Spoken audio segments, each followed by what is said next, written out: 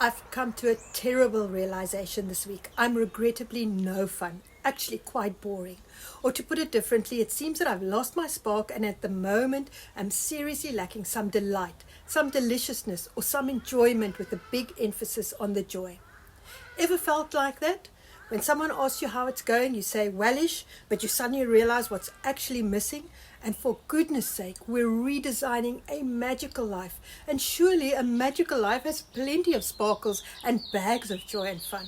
Join me as I chat about discovering how easy it is to lose your joy and the things I'll be doing to revive fun in my life and embrace joy again. I'm the Forest Fairy. Welcome to my corner of the woods where I'm rebuilding, revamping, redesigning a magical life and hopefully inspire you to gather your own fairy dust. Hello everyone, I hope you're having a fabulous week in your part of the forest. As you've heard, I'm actually very boring at the moment.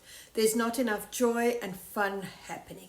And in my going arounds, I've noticed that several people are feeling this lack or a slight sadness, a funk, uninspired. And that could be for a few reasons. But firstly, as a reminder, I'm only speaking from my experiences and insights.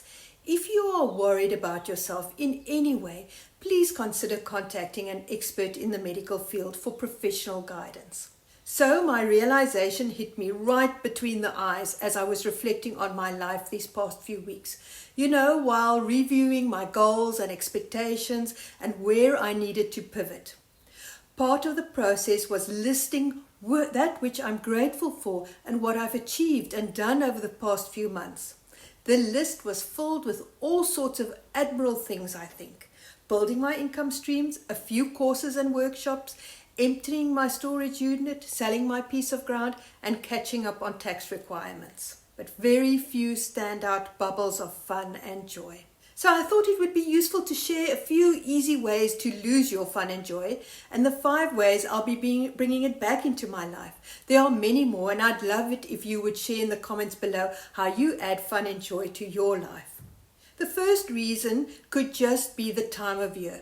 Maybe it's the end of the year blah and we're tired and just need the year to end now, or maybe the winter has dragged on too long and we need some sunshine. Or maybe we're just so focused on work that it made Jack a dull boy. Now we need to lighten up and get some fun and joy going.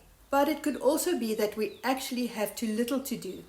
Aside from our main daily occupation, and when that heavy lifting is done, we reward ourselves in our leisure time with easygoing, mindless stuff. But while some social media scrolling, an episode or 2 on Netflix, light reading, superficial conversations, and the all-time favorite, hermiting, have their place and are all good if it's for a short while, we know how easy it is to turn into hours, or in the case of hermiting, days. Definitely fun and joy stealers if we're not careful. So I asked myself 2 questions. Am I escaping from something, or am I bored? And the heart-rending but honest answer for me is both. It's been a challenging year with a lot going on, and yet not enough of the good stuff, the fun and the joy. What's stealing your time and energy, and ultimately your fun and joy? So here's how I'm going to get my fun and joy back and add some deliciousness to my life. Some are obvious and some are unique to me. They are in no particular order. We've heard this over and over again. Getting creative adds fun and joy to your life, but we always have some other excuse. I don't have enough time to haul out the paints and brushes. I'll do it next year. I'm not sure what I'm interested in or good at. Classes are expensive and I'm more left brain, etc., etc. Well, no more excuses. I want to join an art and even a craft class, a place where there are other people, a relaxed atmosphere, and an opportunity to lose myself in a flow activity. Maybe a cooking class, as I find myself cooking a bit more in this phase of my life. Friends recently attended an inspiring spice workshop, for example. You can even consider simple gatherings like our happy hookers, where the knitters get together to share knowledge and patterns and drink coffee and knit.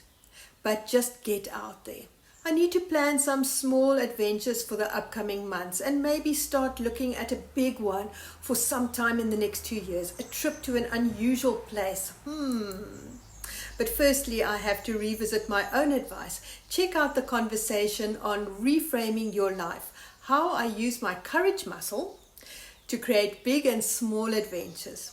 In this conversation, I chat about soul-soothing adventures and soul-stretching adventures. And I think I need a few soul stretches. You know, the bungee jump that has your pants but releases all the stress of the last 10 years. No, bungee jumping is definitely not for me. I'd rather go whale watching from a kayak or shark cage diving, and we have enough of those around here. So what adventures, small and big, would bring some fun back into your life?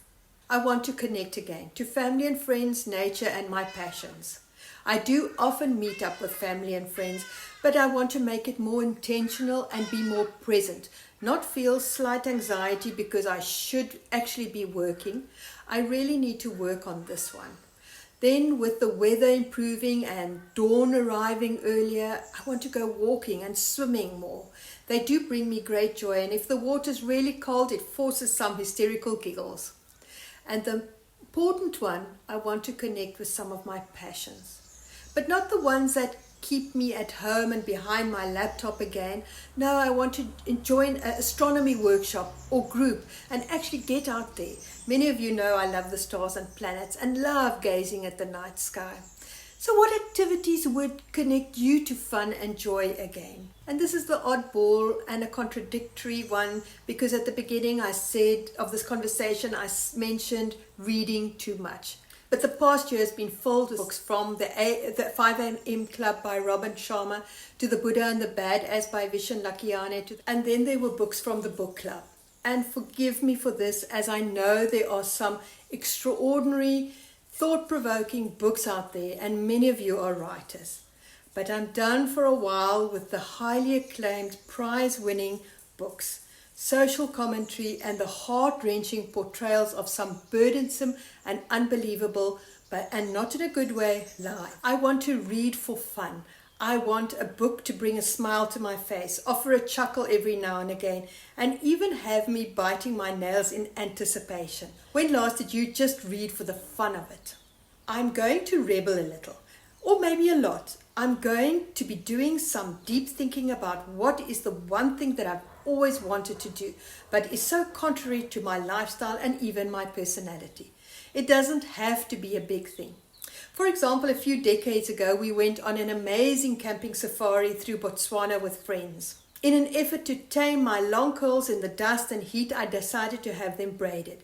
And despite being a very diverse country, this did raise eyebrows among all the ethnic groups. Some rebels I know took motorbiking lessons and bought themselves Harleys, while others moved across the world. I'll let you know when I've decided on my rebel thing. Maybe I'll just rebel without a cause. Have you ever thought what your rebellious act would be? And so there you have it, the 5 ways I'm going to be adding fun and joy back into my life. Check out the conversation on soul-soothing and soul-stretching adventures. There may just be some reminders of what you'd like to do for fun. Wishing you a week filled with bubbles of fun and joy, and of course sprinklings of fairy dust. Until next time, goodbye.